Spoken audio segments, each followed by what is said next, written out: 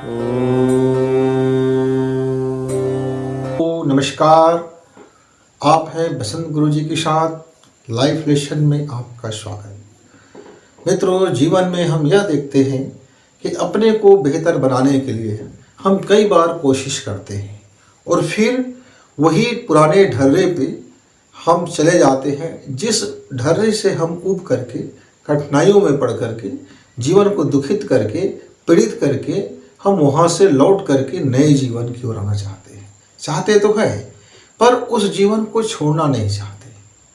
अब देखिए समस्या क्या है। आप अपनी लाइफ का बेहतरी भी चाहते हो, आप लाइफ में खुशी भी चाहते हो, आप लाइफ में हंसी भी चाहते हो, आप लाइफ में आनंद भी चाहते हो, आपका पूरा हैप्पीनेस चाहते हो। आप चाहते हो कि आपके पास मनी पावर कम ना हो, पैसे की ताकत बढ़ी रहे, पैसा कम ना हो, धन धान्य बना रहे, लोगों की मान सम्मान बना रहे, लोग आपको सम्मानित करते रहे, लोग आपकी मान करते रहे, आपकी वचन को लोग मानते रहे, आपके आशीर्वाद लोग लेते रहे। यानी कि आप अपने को उस ऊंचाई स्थान पे देखना चाहते हो जहाँ सदैव हरा भरा हो, वहाँ कोई कष्ट ना हो, वहाँ कोई अन्य चीज़ें की कमी ना हो, वहाँ आपको ऐसा लगे कि आपका छींक भी आ जाए तो लोग आ जाए दौड़ करके यह हालचाल पूछने, देखने, ताकने, समझने और आपको ढांढस बंधाने, आपको प्रेम दिखाने, अपना अपनापन दिखाने। बहुत सारी चीज़ें ऐसी है जो आपकी मानसिक रूप में ये घर कर जाती है और हम अपने को दिनहीन से ऊपर भी लाना नहीं चाहते। जैसे मान लीजिए हम लोभ नहीं छोड़ना चाहते, मोह छोड़ना नहीं चाहते, क्रोध छोड़ना नहीं चाहते, विषय छोड़ना नहीं चाहते, वासना छोड़ना नहीं चाहते, और हम ये भी चाहते हैं कि लोग हमको धार्मिक भी कहे, लोग हमको सद्गुणी भी कहे, लोग हमको सदाचारी भी कहे, लोग हमारी मान मर्यादा बड़ी इज्जत के साथ करे। यानी हम दोनों हाथ में लड्डू चाहते हैं। एक अंधेरा जिसको हम चाहते हैं कि हम उस अंधेरे को अपने जीवन का हिस्सा बनाएं और हम उस हमाम में, हम नग्नता के जीवन में कुछ भी करते रहें, अपना कुछ भी टाल मटोल और कुछ भी अपना गुड़ा भाग करते रहें और इस संसार को बाहर के जो हमारे मखमली पर्दा है, इस मखमली पर्दा से हमको देखिए। अंदर की जो भी टाट पट्टियाँ हैं, जो फटे चादर है, जो दाग लगे हुए चादर है, जिसमें दुनिया भर की चीज़ें हैं और उस बड़े खराब शब्द हैं, यदि मैं बोलूँगा तो बड़ा तकलीफ होगा, पर ऐसे जीवन को हम छोड़ना भी नहीं चाहते। हम चाहते हैं कि हम उसमें पड़े रहें, सड़ते रहें, गलते रहें, उस बदबूदार माहौल में खुशी भी चाहते हैं और उसके बाद पूरी दुनिया के सामने हम बड़े साफ़ सुथरा और बड़े क्लीन और एकदम शानदार आदमी और कोट पैंट लगा हुआ सेंटेड आदमी, मान सम्मान से भी, धन से भी, मुस्कुराहट से भी और हाव भाव से, सारे चीज़ों से फिनिश्ड होकर के एकदम स्मार्ट मैन और एक आज का एकदम आधुनिक मानव, मॉडर्न दिमाग रखते नहीं हैं, केवल दिखने की कोशिश करते हैं।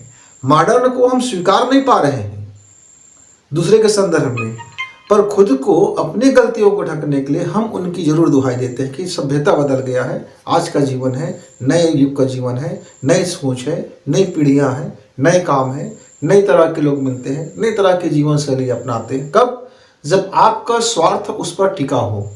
लेकिन जब कोई व्यक्ति वही मॉडर्न ख्यालात के आपकी विचारधारा के विपरीत हो जाता है, आपको वहाँ फिर प्राचीन वाले बन जाते हो कि बच्चों को सदैव माता पिता का सेवा करना चाहिए, प्रणाम करना चाहिए, उनकी कहा मानना चाहिए, उनसे बगैर पूछे कोई काम नहीं करना चाहिए, वगैरह वगैरह वगैरह। बहुत लंबी लिस्ट है इस नियंत्रण का। छोटे छोटे इतने कामा हैं, इतने डेस हैं, इतने हाइफन हैं, इतने अल्प विराम हैं, इतने इन्वर्टेड कामास हैं, इतनी ब्रैकेट्स हैं कि इतनी जाल बिछ जाते हैं बच्चों के चारों ओर कि वह अपने को घुटन सा महसूस करने लगते हैं और हमारा डीएनए में वो शामिल हो जाता है। तो हमारे दोहरा चरित्र जीवन में चलते रहता है और हम अपने को चाहते हैं कि मुक्त भी हो जाए, मोक्ष भी मिले, लेकिन हम कभी प्रभु का काम ना करें। हम उसका नाम गाहे बगाहे ले लें, कभी कभी कुछ दिखाने के लिए भी कर लें, कभी कभी कुछ ऐसा आयोजन भी कर लें, कुछ प्रायोजन कर लें, थोड़ी सी दिखा दें लोगों को, और भीतर से कोई धर्म को ना माने, भीतर से हमारा कोई कर्म धर्म से अनुरूप ना हो, भीतर का हम आरा सदा आचरण बिल्कुल बाहर के लिए लेबल चिपका हुआ हो, ऐसे बाहर वॉलपेपर जैसे लगा हो। दीवार जितना भी खराब क्यों ना हो, दीवार में कितना भी घटिया काम क्यों ना हुआ हो, बस वॉलपेपर जैसे एक शानदार लग जाए कि हम सदाचारी हैं, हम बड़ा धार्मिक हैं, हम गुणी हैं, हम लोगों के ख्याल रखते हैं, हम करुणामयी हैं, हम ममतामयी हैं, हम वो सब कुछ है जो एक महान व्यक्ति में चाहिए। लेकिन भीतर भीतर जरा झांकिए, भीतर जस्ट उसके विपरीत है। तो ये जो विचार का दोहरापन है, ये जो थॉट का जो दोहरापन है, ये जो अंदर में और बाहर में जो हम अलग अलग जीवन जीते रहते हैं मित्रों, ये हमें बेहतर करने नहीं देता। लेकिन यदि आप अपने को और जिसे आप चाहते हो कि मेरे और अपने, या जिसका आप भला चाहते हो, या कोई व्यक्ति ज़रूरतमंद है जिसकी लाइफ को बेहतर होना है, उसको भी आप बदल सकते हो। जैसे कोई व्यक्ति बहुत ज़्यादा नशे का आदी हो गया है, वह चाहता तो है कि मैं इस नशा को ना करूं, लेकिन गाहे बगाहे वो उस नशा में उतर आता है। कोई व्यक्ति बहुत ज़्यादा विषय वासना से ग्रसित हो गया है, वो चाहता तो है कि मैं इस लत से बाहर आ जाऊं। कोई व्यक्ति तरह तरह के मानसिक आवेगों में ग्रसित है, वो चाहता तो है वो वहाँ से वो बाहर निकल जाए। जीवन की बहुत से ऐसी खराबियाँ हैं जिसको मुझको यहाँ बोलने में बड़ा शर्म आ सकता है, आपको सुनने में भी आ सकता है, पर वो जीवन का हकीकत है। बहुत सारे लोग ऐसे डूब जाते हैं, बहुत डूब जाते हैं, और वह डूबा हुआ व्यक्ति जीवन की एक के बाद कई गलतियां करते रहते हैं। एक गलती को ठीक करने के लिए दूसरा गलती करता है, फिर दूसरा गलती को ठीक करने के लिए तीसरा गलती करता है, फिर चौथे गलती को ठीक करने के लिए पांचवा गलती करता है। यानी एक के बाद इतने गलती करते हैं कि अंत में मुखौटा लगा लेता है, दूसरे को दोष देने का एक बढ़िया से कहानियां गढ़ लेते हैं। वो सारा चीज़ फिर, लेकिन वो भीतर से कहीं न कहीं चाहता तो है कि वह भी अपने जीवन को शानदार कर ले। मित्र, बिल्कुल इसके लिए हमारे प्राचीन मनीषियों ने हमारे लिए धरोहर के रूप में दे रखा है कि हम जब चाहें यदि हम अपने को बदलना चाहें, अपने इष्ट मित्रों को बदलना चाहें, हम किसी और व्यक्ति को बदलना चाहें जो हमारे कुछ भी नहीं रास्ते में है, लेकिन हमारे पास यदि वो कला है, वो आर्ट है, वह कृपा है ईश्वर का, वह तकनीकी है, यदि अपने पास ज्ञान है, और यदि अपने जीवन का उसको अपने हिस्सा बना लिया है, तो निश्चित तौर से आप अपने को भी बदल सकते हैं, अपने जीवन को नहीं बदल सकते हैं, और आप अपने जीवन क्रांति भी ला सकते हैं, और अपने दूसरे के जीवन में क्रांति ला सकते हैं। बस थोड़ी सी उनका सहयोग ये चाहिए कि आपको आपके निर्देशों का वो स्वीकार भाव से स्वीकार करें, और आपके बताए हुए तरंग को वो ग्रहण करें, उस वक्त पर वो ग्रहण करें जिस वक्त पे आप अपने मैसेज भेज रहे हैं, आप अपनी तरंग भेज रहे हैं, आप अपनी उपचारक शक्ति भेज रहे हैं। मित्रों, असाध्य से असाध्य मनोविकृतियाँ या बहुत सारी बीमारियाँ, बहुत सारी पीड़ाएं, बहुत सारी तकलीफ़ें, बहुत सारी हानियाँ उस मैसेज के माध्यम से सुधर सकते हैं। यह बिल्कुल एक वैज्ञानिक तरीका है, यह बिल्कुल एक वैज्ञानिक और मैथमेटिक्स तरीका है। आपके अंदर की एनर्जी को एक तकनीकी के माध्यम से एक स्वरूप दे करके एक उसकी तरंग को भेज दी जाती है, वह एनर्जी उनकी उपचार कर लेता है। और वह आप जो डायग्राम आपने बनाया है जीवन का, जो आपने डायफ्राम बना लिया है, जो फ्रेम बनाया है, आपका थॉट और उनके थॉट को प्रभावित करके, आपके थॉट और उनके थॉट एक दूसरे से जुड़ करके, एक दूसरे से लिंक होकर के, एक दूसरे से शेयर होकर के आप उनके जीवन में बहुत सारे बदलाव कर सकते हैं। लेकिन मित्रों, यह कला इसलिए आम लोगों को नहीं सिखाई जाती, कहीं इसका दुरुपयोग ना हो, कहीं आप स्वार्थ में आ गए और आपने उसका वशीकरण शुरू किया, आप उसका हानि पहुंचाने लगे, आप लोगों की आपकी सोच, एक घटिया सोच न जाने क्या से क्या उत्पन्न कर देगा। इसलिए हमारे ऋषि मनुष्यों ने उनको क्लित करके रखा है। क्लित मतलब उस पर ताला लगा के रखा है। ताला का मतलब क्या है कि एनर्जी को कौन खोल सकता है, उस एनर्जी का उपयोग कौन कर सकता है, यानी उसके लिए पात्रता का उन्होंने कुछ सिस्टम बना रखा है। उस पात्रता को यदि आप प्राप्त कर लेते हैं तो आपका विचार निर्मलता से भरेगी, आपका हृदय दया से भरेगा, आपका माइंड ओपन होगा, आपकी सोच संकीर्णता हट जाएगी, व्यापक होगा, आपकी बुद्धि में तत्व बुद्धि आएंगे, यानी आपका जो लाइफ स्टाइल है वो भी बदलेगा और आप अपने बदलाव के साथ साथ में और 4 लोगों को बेहतरी जीवन की तरफ बदल सकते हैं। इसीलिए उनको हमारे ऋषि मुनियों ने कहा कि इस मंत्र को क्लित कर दिया जाए। मंत्र मतलब क्या है? मंत्र मतलब ऐसा नहीं है कि मैं यहाँ से एक फूंक मार दूँ और आपके जीवन में कुछ का कुछ घट जाए। यहाँ मंत्र का आशय ये है कि किस तरह से हम उस तकनीकी का प्रयोग करें और कैसे हम अपने शब्दों का उच्चारण करें और कितनी मात्रा में एनर्जी लगाएं और किस तरह से क्या करें कि हमारा और खुद भी हम बदल जाए और लोगों को बदल दें। उसको संक्षिप्त रूप में जो रखा गया है उस वर्ड्स को, उसको हम मंत्र बोलते हैं। मंत्र उच्चारण से उसका कोई लेना देना नहीं है। मंत्र का जो भाव है, मंत्र का जो अर्थ है और मंत्र के में छिपे हुए जो उसके प्रयोग है, प्रैक्टिकल्स है, मंत्र में छुपे हुए कुछ नियम्स हैं, मंत्र में ही छुपे हुआ कुछ उसका अपना एक सिस्टम है, उसको फॉलो करना पड़ता है। आपने देखा होगा कि कोई व्यक्ति मरणासन स्थिति में है और जब महामृत्युंजय की प्रार्थना की जाती है तो उसकी जान लौट आती है।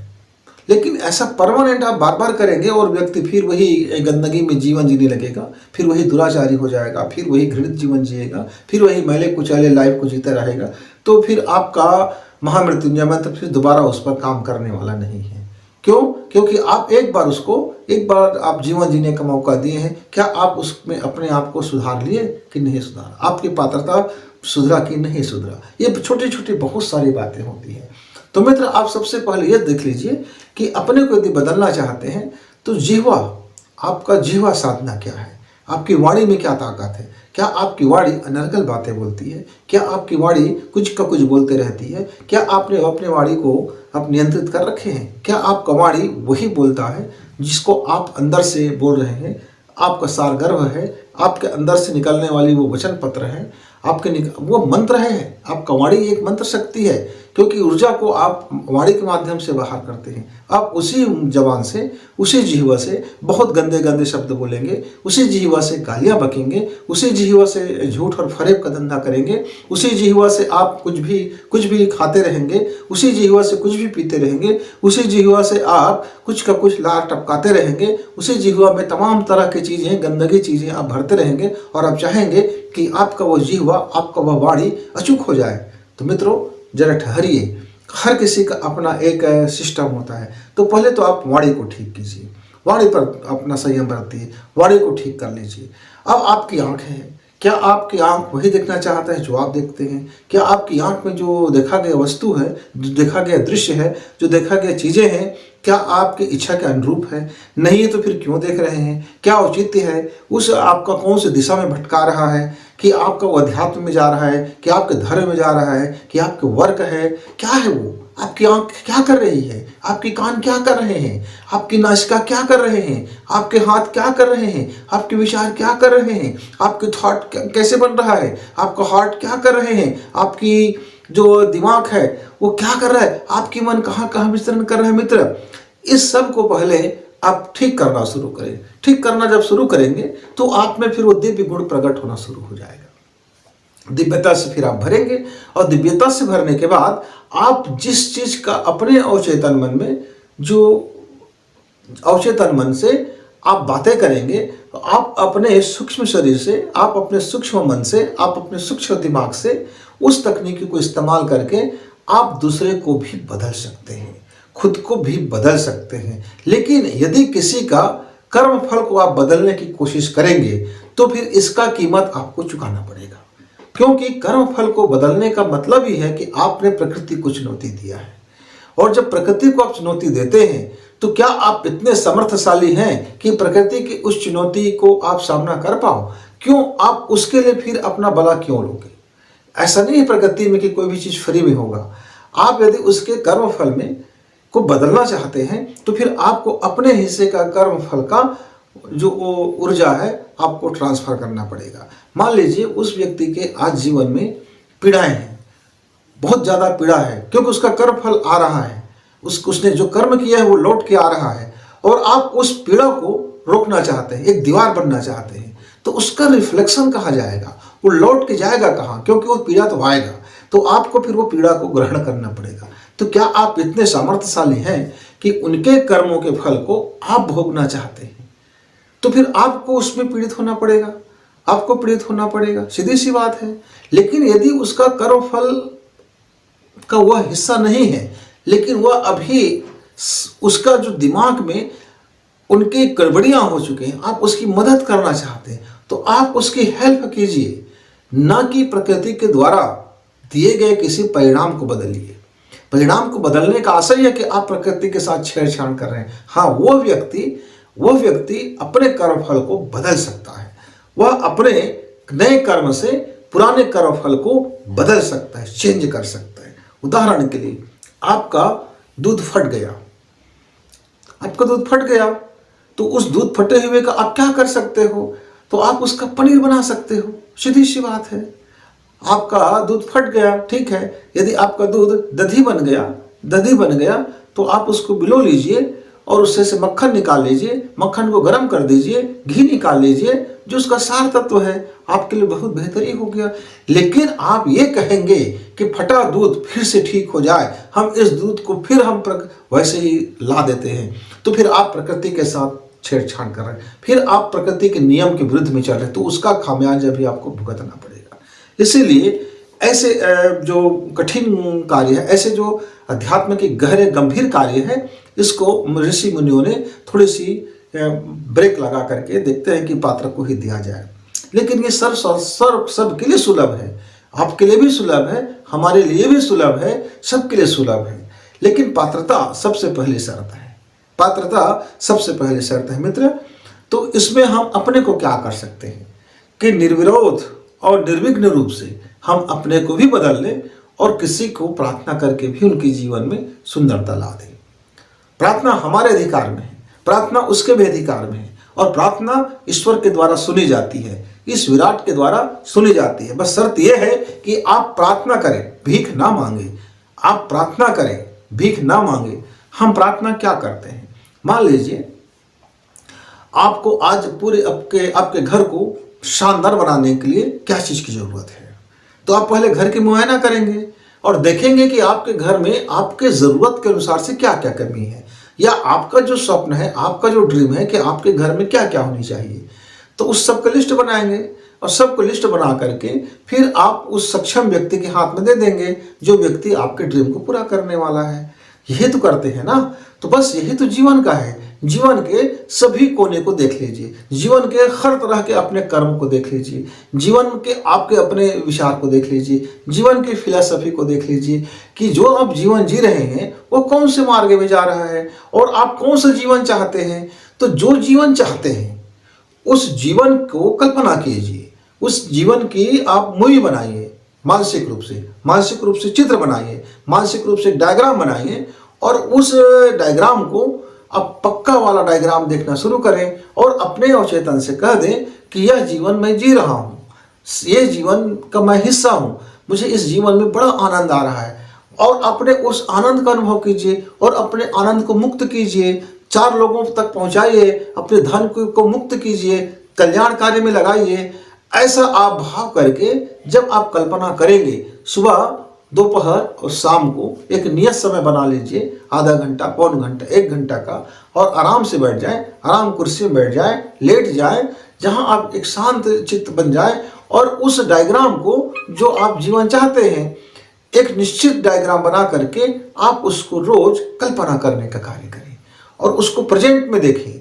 मान लीजिए आज से आप 10 साल की जो कोई चीज़ चाह रहे हैं, तो मुझको ऐसा चाहिए, मैं ऐसा हूँ, मुझको ऐसा मिलेगा, मैं तकलीफ, ऐसा कुछ बोलना नहीं है, उसका अनुभव करें। मान लीजिए आपको बहुत खुश होना है, बहुत खुशी आप चाहते हैं कि मैं गदगद खुश रहूँ, मैं मुस्कुराऊँ, मेरा चेहरा खिलता हुआ रहे, मेरी बड़ी अंदर से हंसी फूटती रहे। तो आप उस भाव कीजिए, और उस भाव को मुक्त कर दीजिए और अपने आप में चेतना में उस भाव को कीजिए। जैसे जैसे आप भाव को लेते आएंगे, कुछ दिनों के बाद आप देखेंगे मित्र, तो आपके जीवन में वो प्रकट होना शुरू हो गया है, क्योंकि ये इस प्रकृति का नियम है। जो चुंबकत्व शक्ति आपके भीतर होगा, वो उस चीज को आकर्षित कर लेगा। उसके लिए आपको कोई अलग से मांगने की या ऑर्डर करने की आवश्यकता नहीं है। आप उस चुंबकीय शक्ति को अपने भीतर घनीभूत करना होता है, उसकी पावर को जरा बढ़ाना होता है। मान लीजिए आपका एक साधारण चुंबक है, उस साधारण चुंबक से आप बहुत ज़्यादा वर्क नहीं कर सकते, लेकिन उसी साधारण चुंबक को यदि बिजली जोड़ दी जाए, बिजली से चला दी जाए, सोलर ऊर्जा से चला दी जाए, यानी एक अलग से और ऊर्जा दे दी जाए, तो आपका चुंबक बड़ा शक्तिशाली हो जाता है। आप देखते होंगे रॉकेट पृथ्वी से कितने दूर चले जाते हैं। आप देखते होंगे कितने उपग्रह है जो पृथ्वी के चारों चक्कर लगा रहे हैं। आप देखते हैं कि बड़े बड़े ट्रेन एक छोटे से चुंबक से रुक जाते हैं, या बड़े बड़े आपका जो चुंबकीय पावर है विशाल से घर को उठा देते हैं, ऊंचे से ऊंचे और वजन से वजन चीज़ों को। और आप देखते हैं कि चुंबकीय पावर से गहराई में 500 मीटर का धरती के नीचे से पानी को ऊपर तक उछाल देता है। आप देखते हैं उस चुंबकीय शक्ति का प्रभाव है कि एक स्पीकर अपना धुन सुनाता है और आप नाचने लगते हैं। एक चुंबकीय शक्ति जो आपके हाथ में मोबाइल रूप में है, अलग अलग चालक है, कोई और चालक है, अलग अलग एक अलग विषय है, लेकिन है तो सब वही। उसके अंदर में कितनी मात्रा में किस तरह की चुंबकीय शक्ति का, किस तरह से डायफ्राम में, किस तरह से वर्क में हमको लेना, यह स्पष्टता होनी चाहिए। यानी कि जब आपका एक सॉफ्टवेयर बना रहे हैं तो उस कोडिंग में आपका कल्पना पूरी तरह से एग्जैक्ट होना चाहिए। उसमें बट, किंतु वगैरह, शायद वायद, इतना उतना, इतना में काम चल जाएगा, नहीं इससे कुछ ज़्यादा हो जाए वगैरह वगैरह, ऐसा कुछ नहीं चलेगा। मुझे 1 लाख मिल जाता तो काम चल जाता, ऐसा भी नहीं है।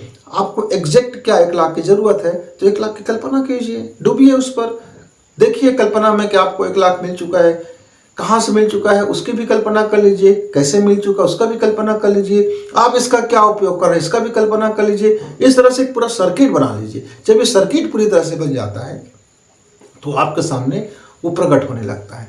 मित्रों, इसी तरह से सेहत का है, स्वास्थ्य का है, यह एक फार्मूला है। इस मैथ्स पर आप उसको फिट कीजिए, उस फार्मूला पर अपने उस डायग्राम को फिट कर लीजिए, आवश्यकताओं को फिट कर लीजिए और उसको अनुभव में उतार लीजिए, मानसिक चेतना में उतार लीजिए, मानसिक डायग्राम बना लीजिए और मानसिक मूवी में आप उसको इत्मीनान से, शुद्ध चेतना से, शुद्ध मन से, आप शुद्ध भाव से देखते रहिए। आप जिसके बारे में जो प्रार्थना करेंगे वह व्यक्ति को वह प्रार्थना फलित हो जाएगा। क्यों? क्योंकि यहाँ से एक चुंबकीय एनर्जी आपका निकलेगा और वह तरंग उसको प्रभावित कर देगा। आप ये समझ लीजिए, आप मोबाइल में आपको जब कोई सिग्नल मिलता है तो आपकी मोबाइल काम करता है, जब सिग्नल नहीं मिलता है तो काम नहीं करता है। इसी तरह से एनर्जी है, ऊर्जा है, विद्युत है, सारी चीज़ें हैं, आपको बताने की आवश्यकता नहीं है। तो जो नहीं भी दिखाई देता वो और ज़्यादा पावरफुल होता है। जितना ज़्यादा सूक्ष्म होता है वो उतना ज़्यादा ही पावरफुल होता है मित्र। इसलिए यह तरंग विज्ञान है, यह एक प्रकाश का विज्ञान है, यह एक ऊर्जा का विज्ञान है। शुद्ध रूप से हम अपनी ऊर्जा को परिवर्तित करते हैं। जो हमारी खराब ऊर्जा है यदि हम उसको बेहतरीन काम में लगा दिया तो अब यह ऊर्जा का गुण बदल गया। ऊर्जा का गुण बदलते ही, उसकी क्वालिटी बदलते ही, उसकी कार्य प्रणाली बदल गया। तो ये बदलते कहाँ से? थॉट से बदलते हैं, विचार से। आपका विचार, आपका पहला शुद्धिकरण आपके विचार का होगा। सबसे पहले आप अपने विचार का शुद्धिकरण कीजिए, अपने आचरण का शुद्धिकरण कीजिए, अपने जिह्वा का शुद्धिकरण कीजिए, अपने आई का शुद्धिकरण कीजिए, अपने नोज का शुद्धिकरण कीजिए, अपने ईयर का शुद्धिकरण कीजिए, अपने ब्रेन का शुद्धिकरण कीजिए। अपने इस तरह से आप जब का लाइफ जब शुद्धिकरण होगा तो ये पात्रता विकसित होगा और आपको भले वह धीरे धीरे धीरे धीरे वह शक्ति आपके अंदर में प्रकट होता हुआ प्रकट हो जाएगा। इसके लिए आपको बहुत ज़्यादा कोई मंत्र की जरूरत नहीं है, कोई स्पेशल साधना की जरूरत नहीं है, कोई स्पेशल गुरु की जरूरत नहीं है, कोई स्पेशल की जरूरत ही नहीं है। क्योंकि प्रकृति ने हमारे अंदर यह दिव्यता, यह दैवीय गुण, यह दैवीय शक्तियाँ सबके अंदर, सबके कोशिकाओं के अंदर, सबके कोशिकाओं के अंदर माइटोकॉन्ड्रिया में सबको दे रखा है।